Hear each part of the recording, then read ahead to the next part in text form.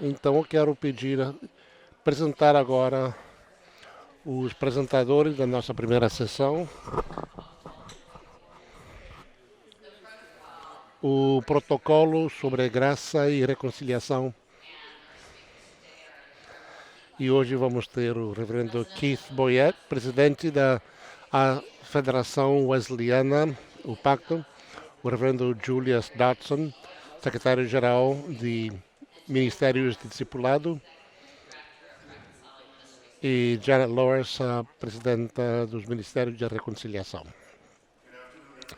Boa tarde a todos. É um prazer ser o primeiro apresentador agora depois do almoço. O Senhor declarou pelo profeta Isaías: esqueça as coisas do passado, não mantenha-se no passado, mas veja, eu estou criando novas coisas. Agora está surgindo. Não podem percebê-los? Eu estou criando um caminho novo no deserto e riachos no deserto. A minha alegria de poder apresentar agora sobre o protocolo de reconciliação e graça através da separação.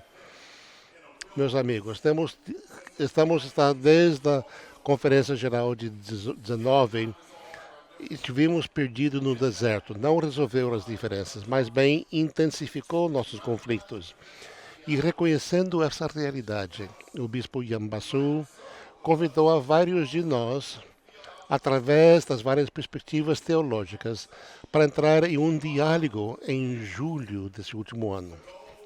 A meta desse diálogo era de encontrar um consenso no futuro que não criasse mais dano para a igreja.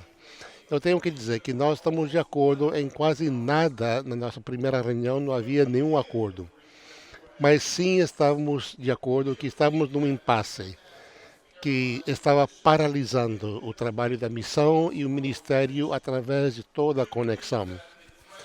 E estava ameaçando o movimento para avançar para uma vitalidade, para tentar alcançar novas pessoas em nome de Jesus. E estamos de acordo que o testemunho e a missão da igreja estava em jogo. E estamos de acordo que a separação era inevitável. O especial desse diálogo é que foi trazido diverso, amplo, iniciado por líderes da Conferência Central. E esse diálogo se transformou em um diálogo que foi mediado por um negociador ou facilitador mundialmente reconhecido. Falou sobre a importância do nosso tempo. Ele foi quem negociou os fundos do 11 de setembro e depois do desastre do Horizon em Nova Orleans. Em qualquer mediação, um entendimento fundamental é que nenhum dos lados vai conseguir tudo o que quer. A nossa meta não era criar ganhadores e perdedores. A meta era de encontrar algo sim, em que todos os lados estão dispostos para negociar, entregar algo para poder receber algo. Então esse protocolo é o resultado de uma tremenda colaboração de pessoas que não estavam de acordo em muitas coisas, mas sim tinham um profundo amor pela igreja. Então hoje estou aqui para dizer que estou esperançado pela primeira vez em muito tempo. Porque eu acho que o protocolo finalmente nos dá um caminho para poder focalizar nossas energias para sair desse ciclo vicioso de legislação e voltar mais a uma liturgia. Deus está criando novas coisas. O protocolo cria um claro processo cheio de esperança. Não predetermina os resultados, mas sim nos dá um claro processo que possibilita a Igreja Metodista Unida para continuar e honrando e respeitando aqueles que creem com as suas convicções que são profundamente mantidas e poder manter suas ações com integridade. O protocolo cria um novo caminho, acomodando a criação de novas expressões denominacionais e dá um caminho para avançar a Igreja Metodista Unida depois de uma possível separação. Então, esse acordo permite não parar de causar dano e prejuízo contra a nossa igreja e buscar passos claros que nos pode alcançar um processo de separação digno e, e respeituoso, sem dissolver a denominação. Então, Jan e Keith vão falar para dar mais detalhes. Muito obrigado, Julius. Isso foi uma experiência incrível. Com nosso tempo junto, encontramos que onde não tínhamos confiança, podíamos criar a confiança através de grandes divisões. Tomamos um total de 9 dias em negociação e por 8 dias e meio não havia acordo entre nossos grupos. Mas sim conseguimos alcançar um acordo por causa do compromisso e o profundo amor que temos pela igreja e a missão. O meu respeito por aqueles que estavam ao redor da mesa comigo é tremendo. Onde não conseguimos, antes de poder ter o diálogo necessário, novas pontes e diálogos foram estabelecidos. Meu propósito agora é para dar com vocês o calendário e a questão da votação que o protocolo estabeleceu. Como sabem, o protocolo diz que, ao finalizar a conferência de 2020, em julho, novas denominações metodistas podem ser criadas, que serão formados. E um processo será criado onde as conferências centrais, conferências anuais dentro e fora dos Estados Unidos, e igrejas locais também podem tomar decisões de como eles querem alinhar-se para o futuro. Nossa meta é para abençoar, enviar e multiplicar para o bem da missão de Jesus Cristo. Então, o primeiro nível de decisões em torno das conferências centrais. As conferências centrais terão o direito de decidir se eles desejam separar-se da Igreja Metodista Unida e afiliar-se ou formar uma nova denominação metodista até o dia 31 de dezembro de 2021. Eles terão que tomar uma decisão em base de um voto das 2/3 partes. Cada um do nível de votação foi resultado de muita negociação entre as partes. O desacordo dos planos está sobre a ponta de um gilete, porque cada período determina com outros aspectos e afeta outras decisões. As conferências centrais, uma vez que tomam uma decisão, as conferências anuais dentro e fora dos Estados Unidos terão oportunidade de também tomar suas próprias decisões. As conferências anuais dentro dos Estados Unidos poderão começar a tomar decisões de imediato ao levantamento da sessão da Conferência Geral e até julho de 2021. As conferências anuais fora dos Estados Unidos terão um pouco mais de tempo, porque as conferências centrais se reúnem num calendário diferente no ano seguinte, depois da Conferência Geral. Eles terão até o 1º de julho de 2022 para decidir-se. As conferências das anuais conferências dentro e fora dos Estados Unidos, para uma conferência anual decidir se eles querem separar-se da Metodista Unida ou entrar ou criar uma nova denominação metodista, requer de 57% dos votos dos delegados. Esse era o último período do protocolo que foi acordado entre todos os partidos. E pela natureza é uma negociação entre todos os partidos que estavam negociando. Alguns que queriam as 2/3 partes da maioria que resistiram e o outro queria 50%, uma maioria simples, também defenderam. E o mediador, usando seu poder de persuasão para que o protocolo chegasse que era melhor encontrar uma solução em vez de continuar com sem solução. Então aceitaram esse meio término. E as conferências locais, a igreja local tem que decidir se vão ficar com a decisão da conferência anual ou decidir algo diferente das suas próprias conferências. Dentro dos Estados Unidos, as igrejas não precisam tomar nenhuma decisão se querem ficar com a decisão da sua conferência anual. E o período disso é também o resultado de uma negociação no número.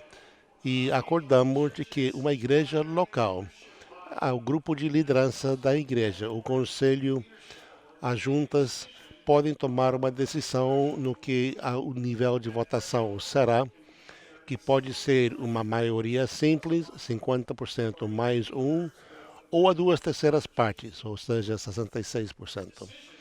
A decisão será feita numa conferência da igreja, onde os membros professos da igreja que estão presentes e votando. Então, e os líderes daquela igreja local decidirão se é por maioria simples ou por duas terceiras partes. Se eles podem decidir ficar com o que, se querem tomar uma decisão diferente da sua conferência anual ou formar outra denominação. As outras igrejas terão até de 31 de dezembro de 2024 para tomar essas decisões.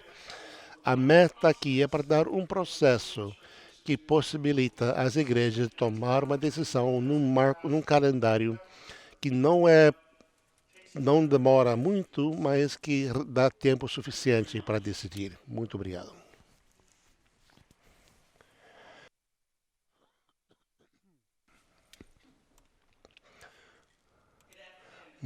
Boa tarde. Primeiro eu quero dar as saudações de parte do nosso trabalho dos Ministérios de Reconciliação. Sou Jan Lawrence, conhecido como ela, e com os membros aqui que são lesbianas, gays, bissexuais e queer. E esses espaços podem ser um espaço difícil para estar e eu aprecio os que estão aqui presentes. Eu vou falar sobre outras duas partes do nosso acordo. A primeira parte é sobre o acordo financeiro e a segunda parte sobre o moratório. Ao ver os acordos financeiros, tem certas coisas que as pessoas precisam entender.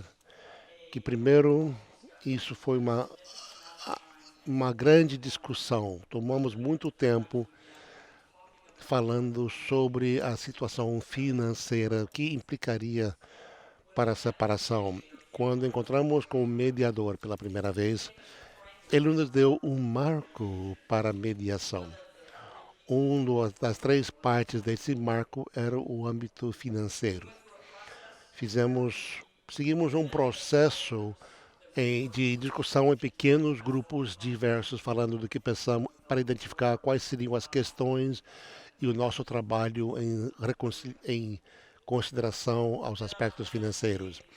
E na última reunião, trouxemos alguns dos peritos das várias partes da igreja na área das finanças, para encontrar-se com eles e para entender a informação que temos à disposição e perguntar e questionar essas informações.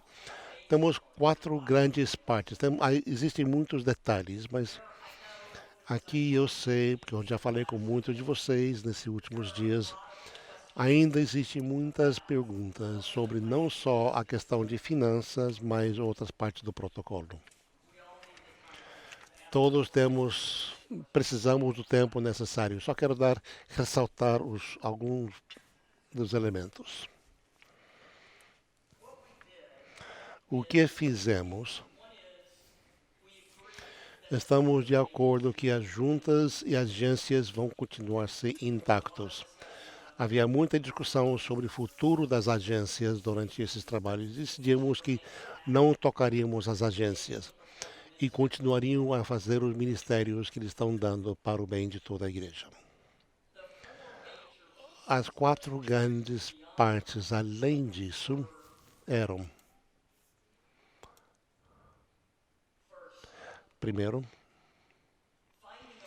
encontrar uma maneira de proteger aquelas partes da igreja que tinha sido afetado pelos pecados do racismo. Por causa, todos sabemos que no momento de ajustes orçamentários, uma das áreas que sofrem mais são os grupos marginalizados. Então queríamos proteger isso.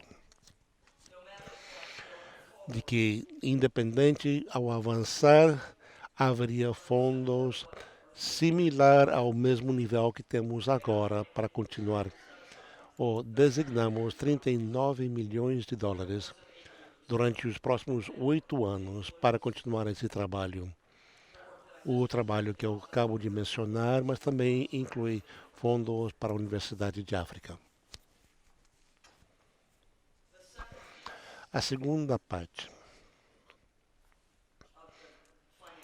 sobre os términos financeiros discutidos no protocolo, é que 27 milhões de dólares são assignados para a criação de novas denominações que querem seguir com esse protocolo. 25 milhões foi identificado para os próximos 4 anos para a criação de uma denominação tradicionalista. Sabíamos que existe um grupo que já tinha estabelecido um marco legal ou jurídico e já tem um grande número de seguidores. Isso era a primeira parte que fizemos, tratamos com grupos, sabemos que já existe. Nós, ao redor da mesa, não tínhamos informação de outros grupos se haviam tomado os passos. Sabíamos que havia vários grupos que estavam falando de criar novas denominações, mas não conhecíamos de nenhum que tinha já começado o processo legal de tal criação.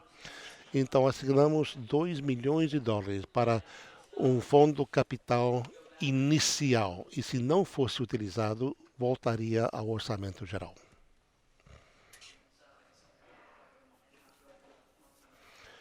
Temos muito que cobrir aqui, mas o protocolo tem outras duas questões em termos das finanças.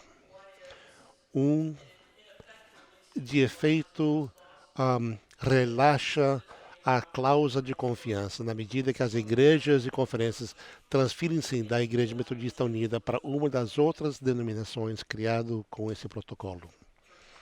As igrejas e conferências anuais podem levar suas propriedades, mas terão que cumprir com seus deveres também. E as responsabilidades de pensão seguiriam com eles.